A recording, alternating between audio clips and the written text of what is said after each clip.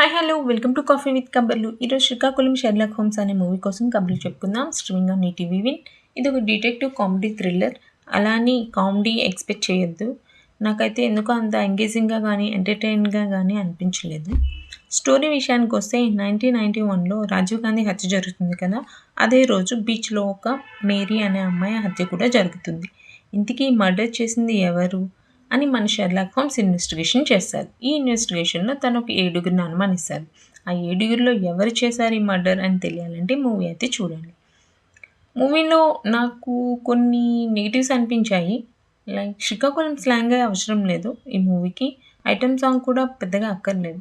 వెన్నెల కిషోర్ గారు యాక్టింగ్ బాగుంది. అండ్ వాళ్ళ మదర్ అండ్ ఫాదర్గా చేసిన వాళ్ళ యాక్టింగ్ కూడా పర్వాలేదు. బట్ కొంతమంది యాక్టర్స్ని సరిగ్గా యూస్ చేసుకోలేదు అనిపించింది. కొంతమందికి యాక్టింగ్ సరిగా రాలేదు. ఎస్పెషల్లీ మెయిన్ పర్సన్కి కొంచెం కొన్ని ప్లేసెస్లో యాక్టింగ్ కొంచెం ఓవర్గా అనిపించింది. కామెడీ కూడా పెద్ద వర్కౌట్ కాలేదు. ఎమోషనల్ సీన్స్ ఉంటాయి, బట్ ఎందుకనో ఎమోషనల్గా కనెక్ట్ కాలేకపోయాను. అండ్ హీరో ఇన్వెస్టిగేషన్ సీన్స్లో అది ఎలా కనిపెట్టారు అని అంటే క్లూస్ అన్నీ ఈజీగా చెప్పేస్తాడు. అండ్ ఆ క్లూస్ అన్నీ ఈజీగా కనిపెట్టేస్తాడు కూడా.